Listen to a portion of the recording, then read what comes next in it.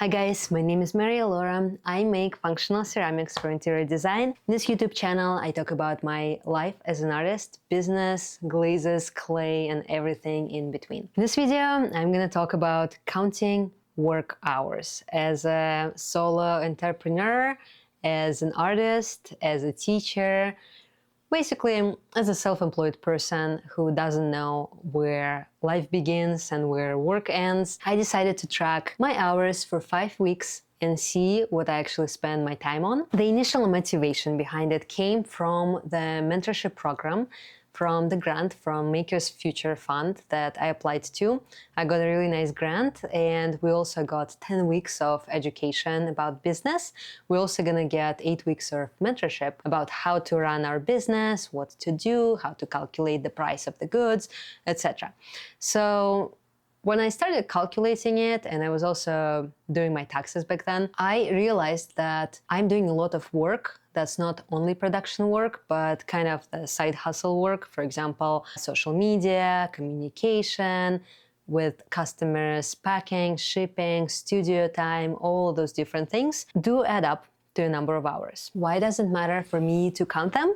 Because first of all, I want to know the actual minimum base price that I can charge for my pieces. Because the price for my pieces includes not only cost of materials, but also the time that I spend on making those pieces. Why does it matter? Because that's a business. And if I do specific work, if I do this work for a specific number of hours, I need to get paid for it. If I decide to expand, if I ever decide to hire someone, I want to make sure that I can actually hire those people so that my business can pay for this labor and I can still get profit and not go into negative numbers and lose my business. First of all, if I calculate labor hours, I know how long it takes to make a piece, I know how long it takes to glaze a piece, to fire a piece, etc. I can also calculate the overhead hours, because there's different kinds of expenses in our business. This might include direct materials, for example, clay, the firing cost, the cost of glazes, the cost of tools, etc. But our business also has a lot of overhead expenses, and those include the rent of our studio, electricity, all the utilities, all the equipment, but also it includes the hours that are overhead hours that are not included in the making of the product. And specifically, it's the hours we spend on communication, packing, shipping, administrative work, maybe even education, consulting. There's so many different things that we do as entrepreneurs. If we ever want to outsource any of this work, we need to know if we can afford it. We need to know if our pieces, our product can cover all of this, all of those hours. Because I am thinking about expanding, I'm thinking about growing, I need to know how much time I'm actually spending doing things and making things, and how much time I can be outsourcing to be making more things. I think it also was necessary for me to calculate all of those hours for the life-work balance. Because when you are an artist and you make all of those different things during the day, it's really hard to keep track of them. It's hard to know when you work and when you rest, and it kind of feels like you're working all the time, but then also not working at all. That actually was really helpful to me to start calculating and counting my hours to avoid burning out, to avoid overworking, or to avoid working too little. So let's take a look at what happened and what I counted, and we'll take a look at also all of my conclusions that I made after calculating all of those hours. So first of all, what I did, basically every time I did a work hour, to begin with, I started with a timer. So I actually set a timer and I'm like, okay, I'm going to be in my studio throwing pieces on a wheel for a specific amount of time. Once I'm done with that, I stop the timer, I write it down. I clean my studio, I stop the timer, I write it down. Basically, every time I have a work task, I write it down in my notes, and then I had like a huge list of notes on my phone that I then ran through ChatGPT, and ChatGPT created a big table for me, analyzing and categorizing those different items. I also wanted to take a look how much time I spend working my other jobs. I work as a tutor, I also teach yoga, which is kind of like, I don't know if I can call it part-time or full-time anymore, because I work full-time. It's just what kind of work I do. I think everything is just a big mix of things. So I feel like I would just call it life. because everything is work, everything is life. It's just hard, you know. It's hard to balance because work is a priority for me, and do I count everything as work, or what exactly is work? So, which categories did I discover for myself? First of all, studio work. Studio work for me included everything that I did in the studio. That included throwing, trimming, loading the kiln, glazing. I did separate mixing glazes from glazing because a lot of it was textiles. And while it is a studio time, it's just a different kind of work. And I feel like I can definitely outsource it if I wanted to. While, for example, throwing or trimming or decorating, I don't want to outsource. It felt like a lot of testing wasn't actually production work, it was more for fun.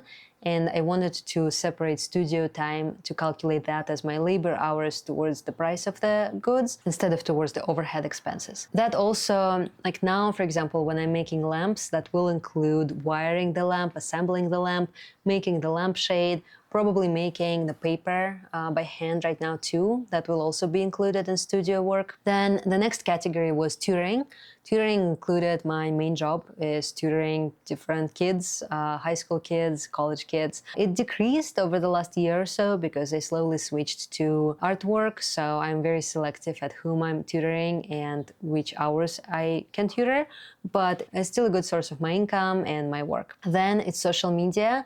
I included Pinterest, Instagram, and Patreon into it.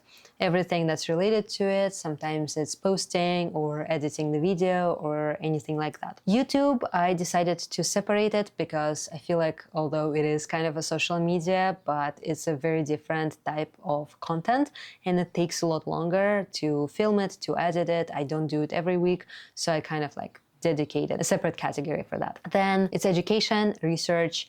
That included reading different books about glazes. That included my Nest program, in which I'm learning about business. It also included mentorship and therapy. Administrative work. This is everything from taxes to legal documents to everything in between. Communication included answering emails. Emails and messages. Lots of emails, lots of messages. I was launching the course, so I was getting a lot of messages and I needed to support my clients. So everything that's client communication or student communication is included into this category. Yoga teaching, I mostly teach one class per week. Sometimes I substitute, so it's basically just an hour and a half every week, but sometimes it's a little bit longer. Then we have cleanup time and repair. There's just cleaning up the studio and building things like installing shelves, for example. That was that week. The first week I installed shelves, so it took me 6 hours. I decided to include it because that's also the time spent on my business. Glaze work includes glaze calculation and everything that's related to it. So putting glazes on textiles and then firing them. Photography is photography. Pottery teaching includes consultations and also anything that's related to my course work, whether it's calls or responding to comments or editing the videos or anything like that. And then free help volunteering, I sometimes give out free consultations or free teaching lessons, so that's in this category. And let's actually take a look at the breakdown. I have ChatGPT calculate everything, so it might be wrong. I tried to use O3, so hopefully that's a lot better at calculations, but it did make some mistakes in the beginning, so I had to ask it several times. But here we go. Here's the table from ChatGPT. I'm going to look at the last column of the average time per week. Basically, it looks like on average, I tutor 12 hours per week, anywhere from 8 to 15 hours. This will be different during the finals because March isn't like a high season, it's a pretty low season. So during the finals, it will be a lot more like 20, 25 hours.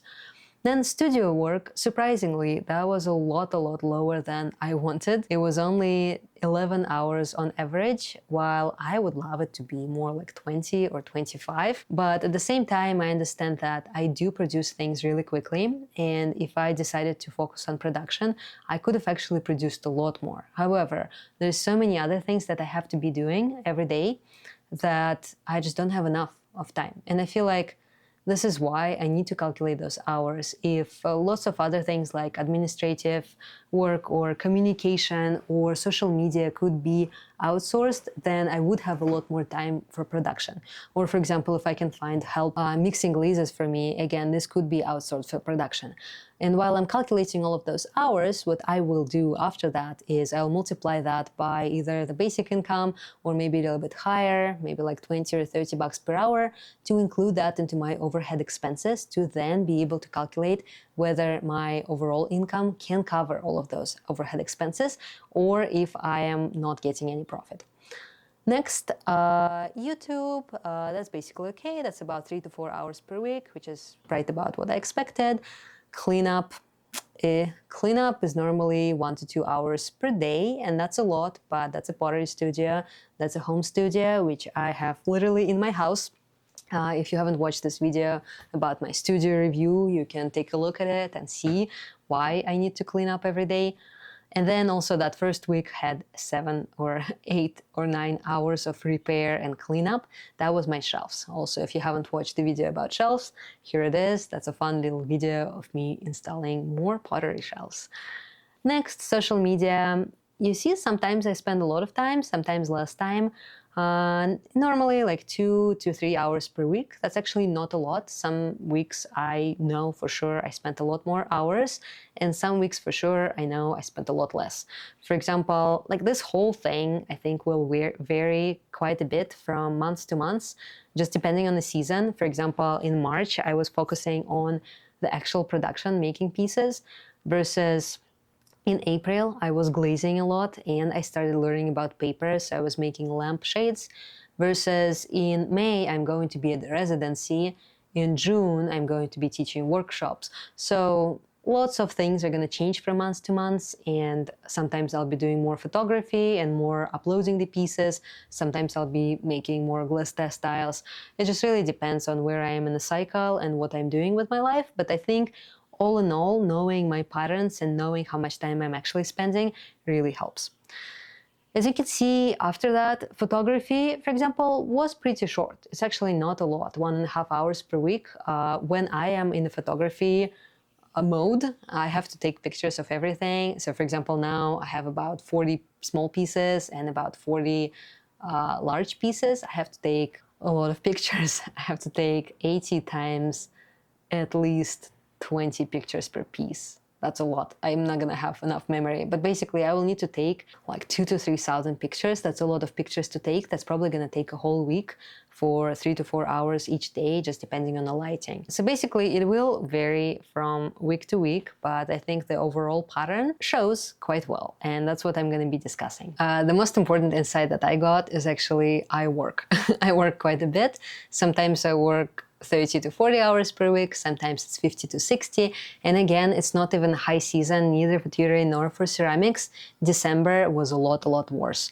And once I saw it, once I saw that I actually work a lot and I do my work, I felt so much better.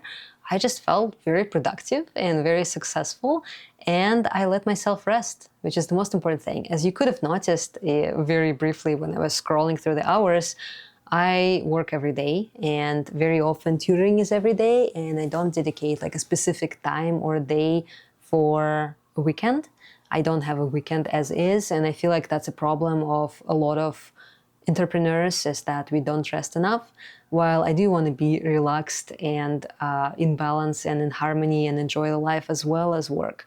And so when I see that I actually work quite a bit, I don't feel bad for resting. And I think that's literally outside of like all of those economics and business stuff. I feel like that's the most important insight, is really how much I work and how much I should rest, and that I can afford to rest. I don't have to be like coming back from tutoring at 9 p.m. and working for another 3 hours making something instead of just relaxing and reading a book or something or watching a TV show. Basically, it helped me realize that I work quite a bit. I work enough to be able to rest and to let myself rest. Insight number 2, I think I still tutor quite a bit. It still takes up a lot of time. And I just don't, for some reason, I don't have enough time to spend in the studio. Basically, what happens is I often have commitments in the morning. Either it's calls or mentorship or education calls or something else. So basically I'm busy until around 11 or 12. And then I start tutoring at 4 and finish at around 9. And then basically I just have like 4 hours in between, and I have to fit both the studio time in those 4 hours and all the other stuff. And apparently there's so much other stuff going on, like bookkeeping and taxes and photography and communication, YouTube videos. There's just so much. And so I think it's just a good insight. What exactly do I expect to achieve during this time? And can I somehow rearrange my day or my priorities to make production and making art a little bit more valuable? Or maybe can I outsource some of it to be able to make more? Insight number 3 is that I did not include all of those hidden hours into my overhead expenses. I think it is a problem because it should be included there. In case I decide to hire anyone, literally anyone, even some random person who will post stuff on Pinterest, it's still several hours a month that I have to pay for. And if I am not including that into my expenses, then I'm probably not going to be making profit. The last insight that I wanted to share is that once I started calculating hours, when I started setting up the timer, my productivity jumped because I knew that I am on timer. And it was kind of like a game. How much can I do in this timer? Of course, it's not sustainable throughout the whole career or every month, but I think if we can track this time at least for a week or for a month or for a couple of months, this will give us a lot of insights. And of course, use ChatGPT or some other AI to analyze it all, because this extra tables and extra calculations, we don't need that in our life when we have an amazing AI who can do all of this for us. So I would recommend you to try tracking your hours and seeing whether you have a life-work balance at all or not, and how much you actually work. It is very important for running a business, knowing all of those little details and all of those administrative overhead hours. Without it, we really cannot grow. And I think I've never hired a person for more than like a very short-term contract work.